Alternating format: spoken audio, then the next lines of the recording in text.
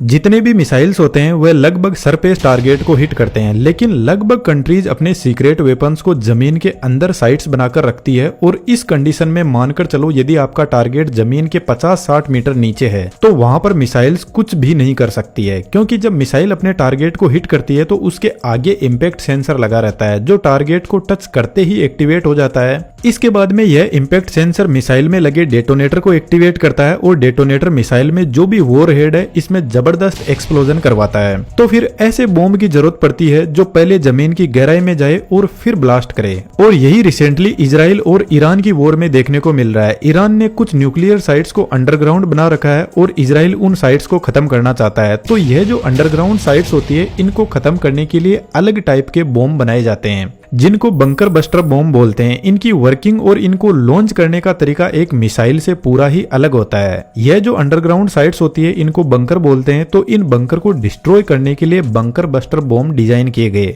जो अलग अलग डेप्थ के हिसाब से ऑपरेट करते हैं। यहाँ पर आपको मल्टीपल टाइप के बंकर बस्टर बॉम्ब दिखाई दे रहे हैं, लेकिन यहाँ पर सबसे इंपोर्टेंट है GBU-57 जो अमेरिका का बॉम्ब है और यह बंकर को 60 मीटर की डेप्थ तक डिस्ट्रॉय कर सकता है। और देखा जाए तो दुनिया में यही सबसे पावरफुल बंकर बस्टर बॉम्ब है आज के टाइम में। इसकी इंजीनियरिंग को थोड़ा डिटेल से जानने की कोशिश करते हैं। देखा जाए तो स्पेशली अमेरिका के पास में ही पावरफुल बंकर बस्टर बॉम्ब है और यह तीनों अमेरिका के ही है। बंकर्स जो होते हैं वह स्पेशली जमीन के अंदर रीइंफोर्समेंट कंक्रीट से बने होते हैं जो काफी मजबूत होती है। तो इन बॉम्ब की डिजाइन इस रीइंफोर्समेंट कंक्रीट को तोड़ने के हिसाब से ही की जाती है, जो आगे आपको क्लियर हो जाएगा। सबसे पहले बात करते हैं BLU-109 की। यह 1970 में बना बॉम्ब है। इस बॉम्ब का वजन लगभग 900 किलो है और यह 2 से 3 मीटर की डेप्थ तक यानी एक फ्लोर की बिल्डिंग को जमीन के अंदर तक डिस्ट्रॉय करने में सक्षम है। इसके बाद में आता है GBU-28 और फिलहाल इजराइल इसी बॉम्ब का यूज कर रहा है ईरान के बंकर्स को डिस्ट्रॉय करने के लिए, जो लगभग 6 मीटर की डेप्थ तक जमीन में जा सकता है, जो 2 फ्लोर तक की बिल्डिंग को डिस्ट्रॉय कर सकता है। इसका पूरा वजन 2300 kg है। यदि एक इंसान से इसकी साइज का कंपैरिजन किया जाए तो आप इसको देख सकते हो। इसकी टोटल लेंथ 19 फीट की है और इसका डायमीटर 13.5 इंच का है। और इसके सेंटर में इसका वॉरहेड रखा रहता है जो लगभग 300 kg के अराउंड है, जिसमें 80% TNT और 20% एल्यूमिनियम पाउडर होता है।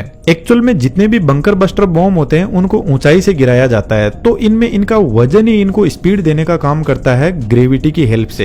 तो जब बॉम्ब ऊपर से नीचे गिरता है तो इसके फ्रंट साइड में एक लेजर सेंसर होता है जो टारगेट को लेजर की हेल्प से लॉक कर देता है। यहाँ पर एडजस्टेबल फिन्स भी लगे हुए हैं जो बॉम्ब को गाइड करते जाते हैं। लेकिन इस बंकर बस्टर बॉम्ब की वर्किंग दुनिया के सबसे पावरफुल बॉम्ब की हेल्प से समझने की कोशिश करते हैं, जिसका नाम है GBU-57, जो लगभग जमीन में 60 मीटर के कंक्रीट के स्ट्रक्चर को तोड़कर अंदर तक जा सकता है, जो 20 फ्लोर की बिल्डिंग के बराबर है और इस डेप्थ तक लगभग बंकर को तबाह किया जा सकता है। यदि बॉम्ब की लेंथ को देखें तो 20.5 फीट इसकी टोटल लेंथ है और इसका डायमीटर 31.5 इंच का है। एक नॉर्मल इंसान की साइज से कंपेयर करें तो यह साइज में इतना बड़ा है। और सबसे इंटरेस्टिंग इसका टोटल वेट 14,000 kg है, यानी 14 टन इसका टोटल वेट है। और इसको इतना विशालकाय इसलिए बनाया गया क्योंकि इस बम के अंदर थ्रस्टर यूज नहीं होते हैं एक मिसाइल की तरह। मिसाइल अपने थ्रस्टर की हेल्प से अपने आप को स्टेबल रखती है और प्रॉपर एक्यूरेसी के साथ में टारगेट को हिट करती है, लेकिन इस बॉम्ब के अंदर इसका वेट और इसकी साइज ही इसको स्टेबल रखते हैं।